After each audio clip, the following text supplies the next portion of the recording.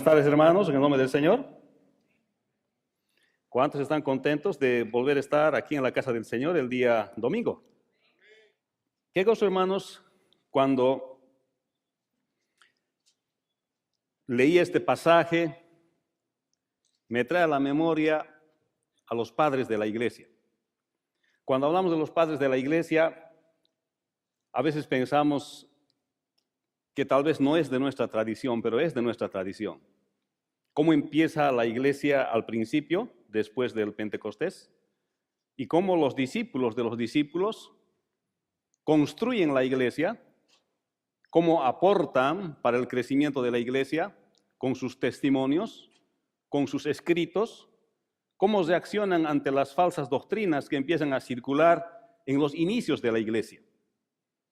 Y cómo ellos empiezan a organizarse y a escribir y mostrar la postura ortodoxa de lo que debe ser la fe, de la forma en que nosotros debemos creer. Y cuando leo Hechos, realmente me hace volver esa distancia en el tiempo, y entonces podemos ver cómo Dios ha establecido su iglesia y la ha cuidado hasta el día de hoy. Y este libro que estamos hablando es el libro de los Hechos, y hoy vamos a hablar del capítulo 2, del versículo 1 hasta el versículo 13.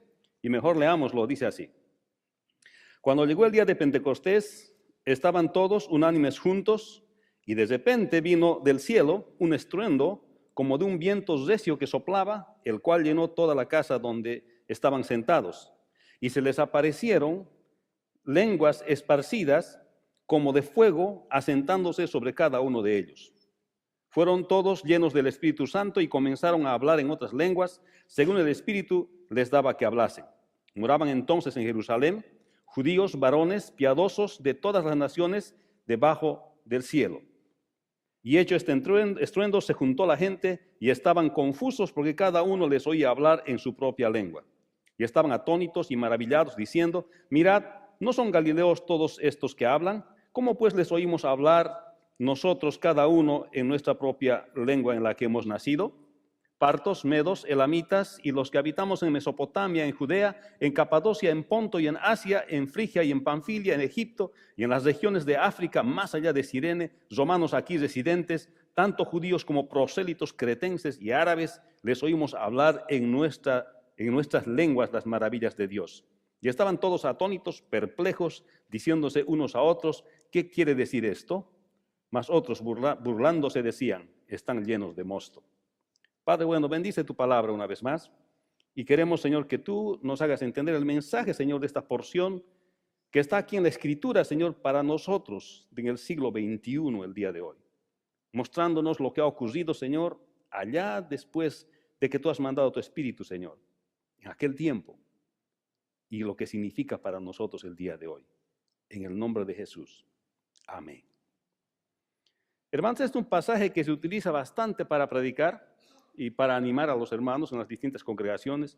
Lo he escuchado predicar varias veces en mi vida, desde que soy niño, desde que me acuerdo y que voy a la iglesia. He escuchado muchas prédicas al respecto.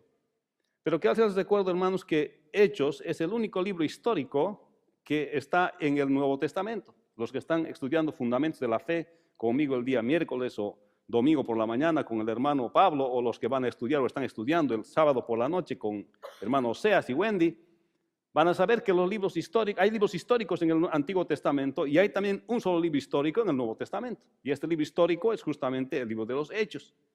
Entonces, tiene una razón especial cuando Lucas escribe su evangelio, porque los Hechos es continuación de Lucas, es narrar la historia de la iniciación de la iglesia. Y aparte menciona eventos históricos también, de tal modo que quiere conectar la historia real que está sucediendo en ese tiempo con la historia espiritual, con la obra de Dios en aquel tiempo. O sea que tenía una intención bien clara cuando Lucas escribe Hechos. Está queriendo mostrar la historicidad, la historia del libro de los Hechos. Pero también tenemos que comprender una cosa que es importante, que Dios ha revelado su palabra, que Dios se ha revelado a través de su palabra. Y que la Biblia es inspirada por Dios. Eso quiere decir que es soplada por Dios. Toda la Biblia, cada palabra es la palabra de Dios. Y Dios se ha dado a conocer al hombre, y no hay forma en que el hombre pueda conocer a Dios, sino a través de la revelación de Dios. Y esa revelación de Dios es justamente la Escritura. Y cuando tomamos un pasaje como de Hechos, ahora que estamos hablando, del capítulo 2, del versículo 1 al 13, es revelación de Dios, es inspiración de Dios. Y tiene un propósito Dios para hablarnos a nosotros y transmitirnos un mensaje. Esta narración, decía, obedece a un punto de vista histórico, pero también obedece a un punto de vista espiritual y que Dios quiere enseñarnos algo a través de este pasaje. La pregunta que tenemos que hacernos el día de hoy respecto a este pasaje, ¿qué es lo que Dios ha querido decirnos con esta escritura? ¿Qué es lo que Dios quiere decir a la iglesia de ese tiempo, del primer siglo, y a la iglesia del siglo XXI, que somos nosotros?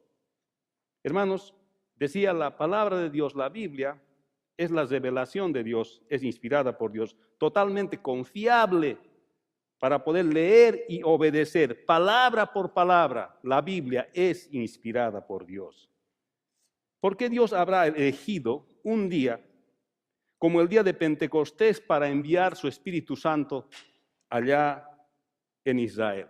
¿Por qué habrá dicho a los apóstoles que no se vayan de Jerusalén hasta que haya sobrevenido sobre vosotros el Espíritu Santo, para que reciban la promesa? ¿Por qué habrá elegido Dios el día de Pentecostés para manifestar la llegada de su Espíritu Santo? El Pentecostés es el día siguiente de la fiesta de las 7 semanas en el calendario judío.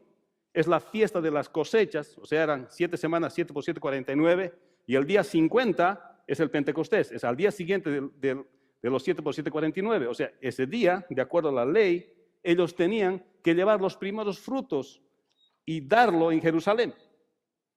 Y Dios les había dicho, Jesús les había dicho a los discípulos que no salgan de Jerusalén hasta no recibir la promesa del Espíritu Santo. Y ocurre que había pasado la fiesta de las 7 semanas, 7 por 7, 49, ahora estábamos en el 50º día y llega el Espíritu Santo. Y estaba conectado con las cosechas que deberían de ofrecer como ofrenda a Dios. Hermanos, está hablando del tiempo de la cosecha. Este pasaje está hablando del tiempo de la cosecha conectada a la realidad del calendario de festividades de Israel, pero también transpone esta enseñanza a lo que va a ser el futuro de la iglesia. Tal vez ahora Dios quiere enseñarnos, y este pasaje quiere enseñarnos, que no solamente es el tiempo de la cosecha después de las 7 semanas de 7, sino también es el tiempo de la cosecha espiritual. Y veamos qué dice el pasaje. En el versículo 1 al 4 dice, cuando llegó el día de Pentecostés, estaban todos unánimes juntos y de repente vino del cielo un estruendo como un viento recio que soplaba, el cual llenó toda la casa donde estaban sentados. Y se les aparecieron lenguas repartidas como de fuego, asentándose sobre cada uno de ellos. Y fueron todos llenos del Espíritu Santo y comenzaron a hablar en otras lenguas según el Espíritu les daba que hablasen. Hermanos, en este pasaje podemos ver, en estos versículos podemos ver cosas bien importantes. La primera cosa es el Pentecostés. Dios elige el Pentecostés para mandar su Espíritu Santo. Ya lo hemos dicho, 7 semanas de 7 días, 49, el siguiente día Pentecostés. Esta fiesta se celebraba así.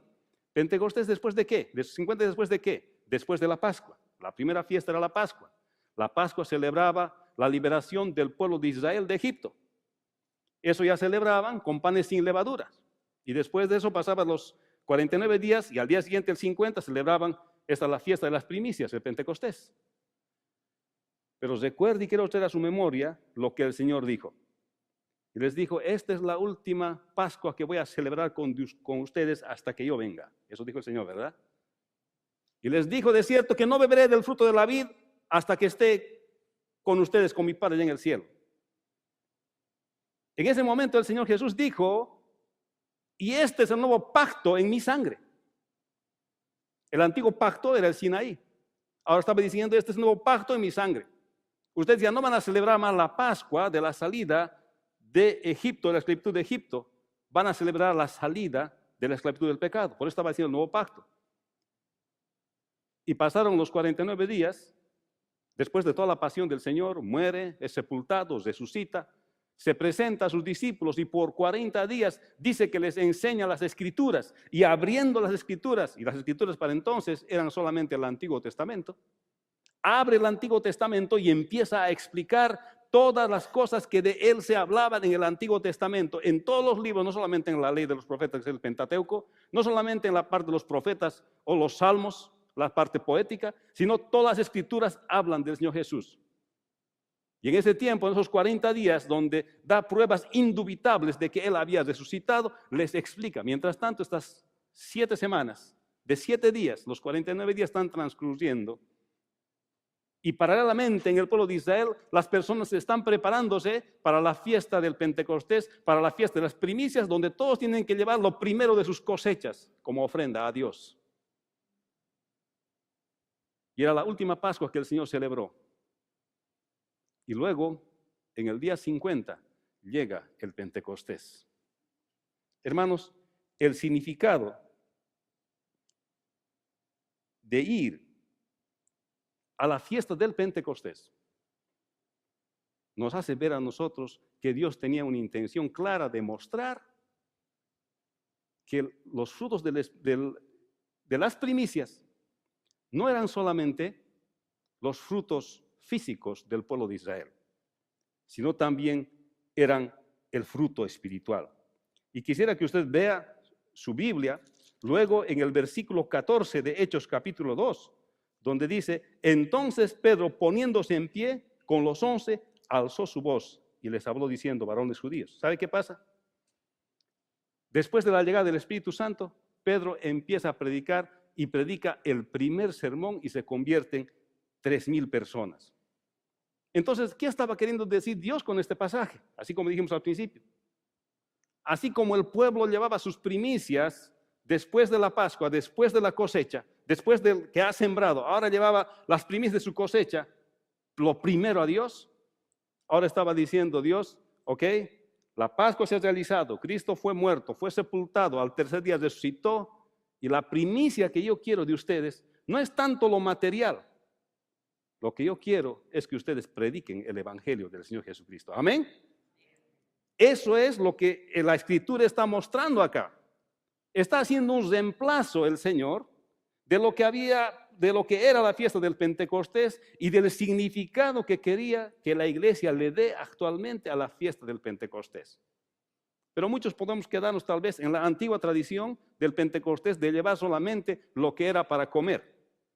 Pero la Escritura aquí nos muestra que el verdadero fruto que Dios quiere ahora de nosotros, las primicias para Dios, es predicar el Evangelio y salvar a las almas en el nombre de Jesús. Amén. Y por eso estaba diciendo el versículo 8 del capítulo 1 de Hechos: id por todo el mundo, a todas las naciones, primero vayan por Judea, por Samaria, y luego hasta lo último de la tierra, y les manda a romper las barreras culturales y todo eso para alcanzar con el Evangelio. Así que aquí la palabra del Señor está mostrando que el Señor cumple su promesa al enviar al Espíritu Santo, o a enviarnos el poder del Espíritu Santo para cosechar. Este es el tiempo de la cosecha, hermanos. Cristo ya ha hecho el sacrificio en la cruz del Calvario por nuestros pecados. Él murió, fue sepultado, al tercer día resucitó. Y por 40 días estuvo enseñando y explicando acerca de las Escrituras a sus discípulos. No pasaron los 50 días. El día 50 viene su Espíritu Santo para potenciarnos y para que nosotros llevemos las primicias de lo que Dios quiere. Y las primicias de lo que Dios quiere es predicar la palabra de Dios a toda criatura. ¿Cuántos dicen amén? Eso es lo que Dios quiere. Y es por eso que eligió el Pentecostés, el día en que el Espíritu Santo va a venir. Pero Él no quería mandarnos a predicar de la palabra, no quería mandarnos de testigos de su resurrección sin darnos las herramientas correspondientes para hacerlo. Y es por eso que viene el Espíritu Santo, para potenciarnos, para darnos ese poder para poder predicar su palabra. Y es por eso que vemos acá que el Espíritu Santo es una promesa para todos los que creen en el Señor Jesucristo, incluso para los que no creen. Pero si aquel que cree en Jesucristo recibe el Espíritu Santo, esto dice la palabra. Hermanos, el Señor ha querido que cada uno de nosotros tengamos de su Espíritu. Y por tanto, la palabra nos está diciendo que esta promesa que Dios ha hecho de darnos el Espíritu Santo nos va a servir para llevar el testimonio del Señor Jesucristo. Por eso que aquí, esto es interesante, porque aquí podemos ver cómo Dios les hace hablar en otras lenguas. Cuando leemos en este pasaje, ¿A qué lengua se refiere? Usted va a entender en el contexto de este pasaje que habían varones de diferentes lugares judíos. Realmente la audiencia que estaba escuchando iba a escuchar este mensaje o que vieron que llegó el Espíritu Santo, escucharon ese estruendo, eran todos judíos. Pero ¿y por qué dice elamitas, tantas nacionalidades? ¿Sabe por qué dice, hermano? Porque eran judíos de la dispersión. Todos eran judíos, pero como estaban en la diáspora, habían vuelto a Jerusalén. Y entonces muchos de ellos ya no hablaban pues el hebreo, ni el arameo. Hablaban los idiomas donde habían nacido. Es lo mismo que nos pasa a nosotros. Cuando tenemos nuestros hijos acá, la primera generación hablan todavía español, pero la siguiente generación medio que ya no. Y las estadísticas prueban en los Estados Unidos que la tercera generación ya no va a hablar español. Esa es la estadística. Y han estudiado esto para toda la gente que ha inmigrado de otros países aquí a los Estados Unidos. En la tercera generación se pierde el idioma. Todos acaban hablando inglés. Nadie sabía del idioma. Si queremos conservarlo, tenemos que trabajar, ¿verdad? Pero esto estaba pasando con aquellos judíos que llegaron a Jerusalén. Entonces, aquí podemos ver una cosa más. No solamente Dios le está dando de su poder a la iglesia para testificar, no solamente está escogiendo el día de Pentecostés, donde ahora está diciendo, no quiero solamente los frutos de la tierra, de su cosecha, quiero los otros frutos de la cosecha, que es la salvación en Cristo para las personas. Aquí hay otra cosa más. Aquí está mostrándoles al pueblo de Israel y a todas las personas que Dios quiere comunicarse. Si Dios ha tenido que hacer un milagro, si necesita hacer un milagro para que sus discípulos empiecen a hablar idiomas de los judíos de la dispersión, y que si es necesario hacer ese milagro para que ellos entiendan y escuchen el mensaje del Evangelio del Señor Jesucristo, Dios lo hizo. Porque para Él era importante y sigue siendo importante transmitir el Evangelio. Entonces, por eso es que Él produjo este milagro de que los judíos de la dispersión todos podían entender el Evangelio en sus propios idiomas. Y esto sorprendió. Dije, ¿qué pasa? ¿Estos galileos? Si apenas han salido del mar de Galilea, ¿de dónde saben todos estos idiomas?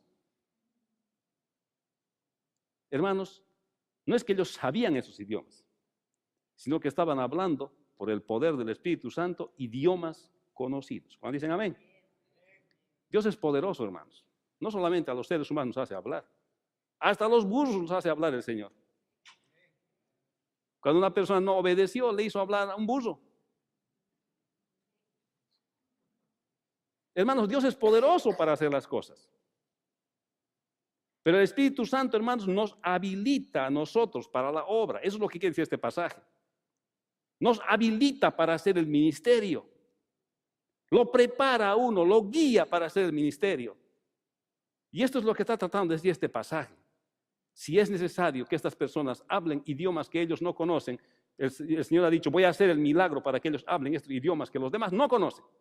¿Para qué? Con el fin de comunicar. ¿Para qué? Con el fin de transmitir el Evangelio. ¿Para qué? Con el fin de que la gente venga al conocimiento de la verdad, porque es consistente con lo que dice en el versículo 8 del capítulo 1 de Hechos, que lleven el Evangelio a toda criatura. Amén. Dios quiere habilitar a los creyentes para hacer su obra. Hermanos, ¿cuántas veces no hemos visto el poder de Dios al momento de predicar la palabra del Señor? Dios ha hecho milagros para convencer a las personas de que Él es real. Hermanos, el Señor quiere que el testimonio de su ministerio, muerte, sepultura y resurrección sea comprendido por todos. Por eso que vemos en el versículo 5 al versículo 13 lo que se narra lo siguiente. Moraban entonces en Jerusalén judíos, varones piadosos de todas las naciones bajo el cielo. Y hecho este estruendo, se juntó la multitud y estaban confusos porque cada uno les oía hablar en su propia lengua.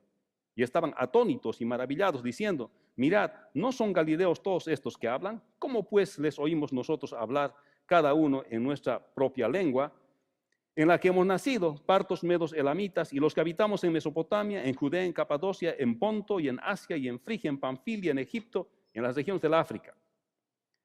Más allá de Cirene y romanos, aquí residentes, tanto judíos como prosélitos, cretenses y árabes, les oímos hablar en nuestras lenguas las maravillas de Dios. Y estaban todos atónitos, perplejos, diciéndose unos a otros, ¿qué quiere decir esto?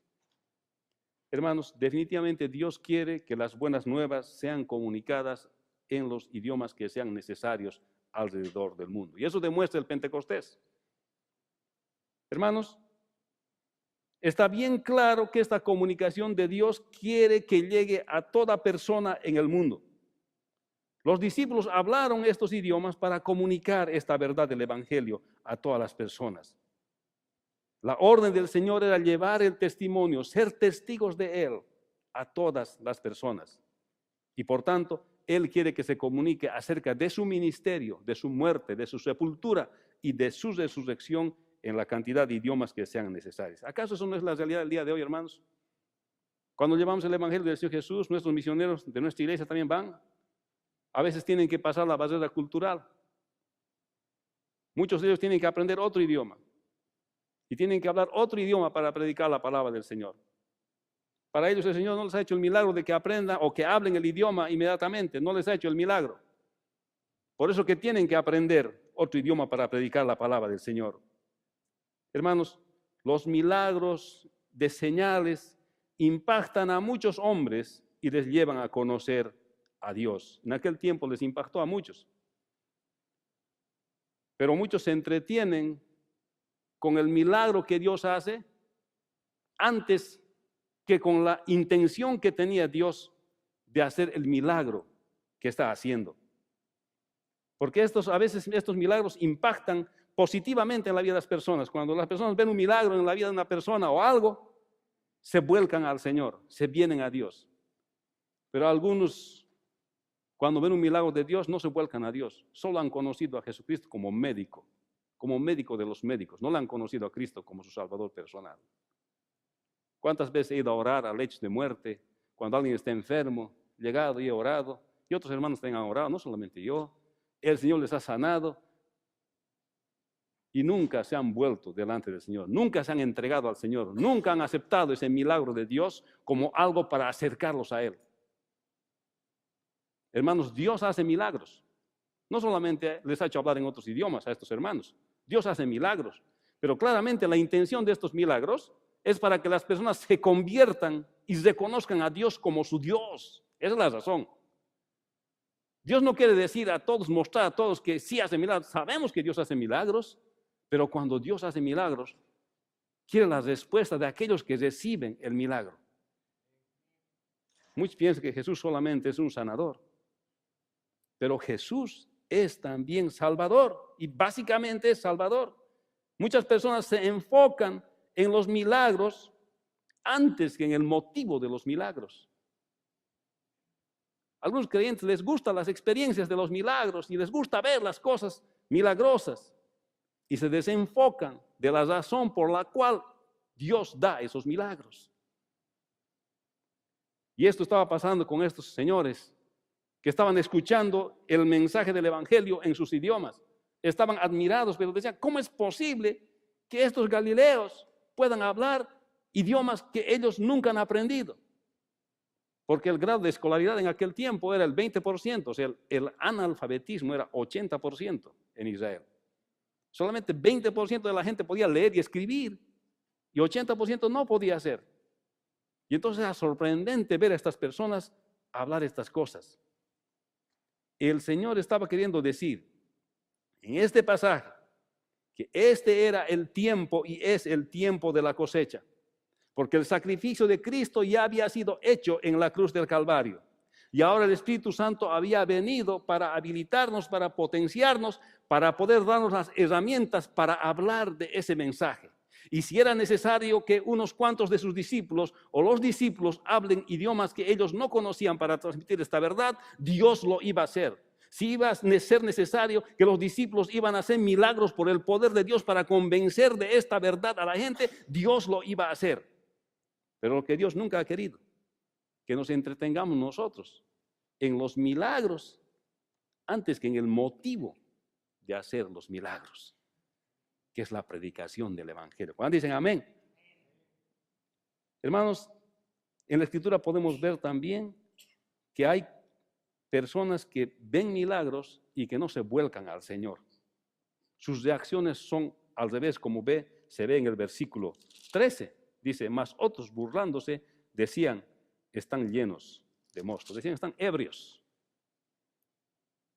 Sí, compara la Escritura, estar lleno del Espíritu Santo es como estar ebrio, porque uno que está en la dirección del Espíritu es como el viento, que no sabe ni a dónde viene ni a dónde va. Así es uno que es guiado por el Espíritu Santo, dice la palabra del Señor. Pero algunos los rechazan al Señor. Quiero decirte, hermano, amigo, si tú has conocido el poder de Dios en tu vida, Dios te ha sanado, Dios te ha hecho algún milagro, Dios ha hecho algo en tu vida, pero eso no te ha hecho reaccionar para volverte al Dios vivo y verdadero y para entregarle tu vida al Señor, para rendirte al Señor, para hacer su voluntad. Hoy es el día. Ven a Cristo, ríndete al Señor. No conozcas solamente al Señor como médico, como sanador, conócelo como Salvador y Señor de tu vida. Que la intención de los milagros no es para mostrarte cuán grande es Dios solamente, es para convencerte que Dios es real. No te entretengas con los milagros, que van a seguir habiendo milagros. Descubrir la verdad, la razón, el motivo por el cual Dios ha dado estos milagros. Y era para que le conozcan, se transmita su ministerio, que Él murió, fue sepultado y al tercer día resucitó. Y de esto dio pruebas indubitables. Por 40 días enseñó a sus discípulos, ya resucitado, el Antiguo Testamento de las cosas que hablaban de Él. Hermanos, qué desafío para nosotros el día de hoy poder mirar las Escrituras con ojos del siglo XXI y empezar a pensar en estas verdades de la palabra del Señor. Y otra cosa que vemos acá, en el versículo 12, en el versículo 2 y también el versículo 2:1, cuando llegó el día de Pentecostés, estaban todos unánimes, juntos. Esto transmite otra verdad de la palabra del Señor. Dios quiere la unidad de su iglesia. Dios quiere que trabajemos por la unidad del cuerpo del Señor. Este pasaje dice que todos estaban juntos, en un solo lugar, reunidos, estaban en un solo lugar, esperando la promesa del Espíritu Santo. Quiero preguntarte, hermano, si tú estás trabajando por la unidad del cuerpo de Cristo. Si tú estás trabajando por la unidad de nuestra congregación.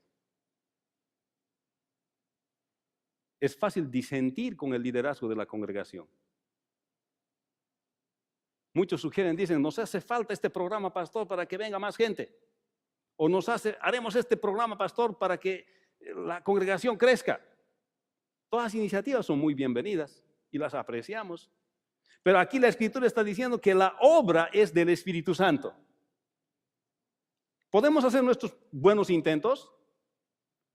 Incluso hay muchos ministerios que se adaptan un poco a la cultura y lo vuelven más, el servicio lo vuelven una cosa con luces y con cosas así, para apelar a la cultura, para atraer a la gente a las congregaciones.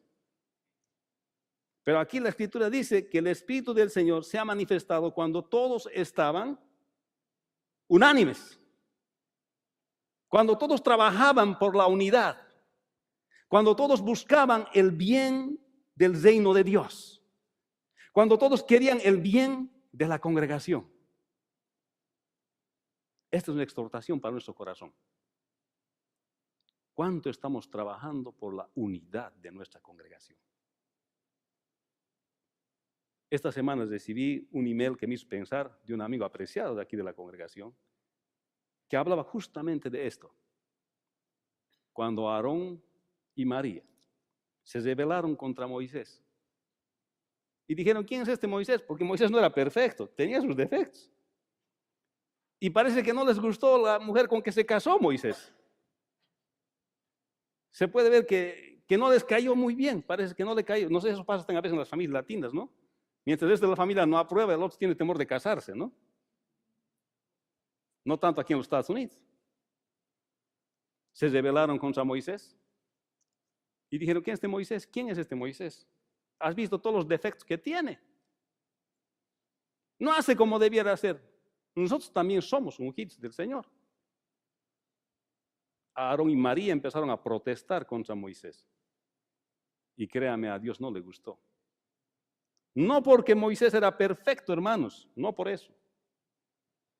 sino porque era la autoridad que Dios había puesto. Y si Dios ha puesto una autoridad, nadie pues puede hacer diferente a la orden de Dios. Créame, Dios no usa hombres perfectos para su ministerio, ni líderes perfectos para su ministerio. Dios usa hombres imperfectos para hacer la obra. ¿Y sabe qué? ¿Cómo concluye ese artículo? Se necesita fe para someterse a un líder, porque el líder no es perfecto. Se necesita fe para someterse ante el liderazgo de alguien que está en el ministerio. Y no solamente el ministerio, en la casa también. Así que necesitamos tener confianza en Dios. Y el Espíritu de Dios trabaja, se manifiesta y se puede ver la obra del Espíritu de Dios cuando todos buscamos la unidad. Unánimes. Y cuando estaban unánimes, el Espíritu de Dios llegó. En el Pentecostés, 50 días después de la Pascua, después de que el Señor celebró su última Pascua, llegó el Espíritu del Señor. Y entonces, históricamente, el Espíritu Santo desde entonces está con todos aquellos que creen en el Señor Jesucristo. Y lo que Él quiere es que nos unamos con el único fin, no demostrar que hacemos milagros, sino con el fin de llevar el Evangelio del Señor Jesucristo a toda criatura. Y si para eso Dios tiene que hacer milagros, Él los va a hacer. Pero nosotros tenemos que obedecer el llamado de Dios, el mandamiento de Dios. Amén. Así que quiero animarle, hermano. Hoy es el tiempo de la cosecha.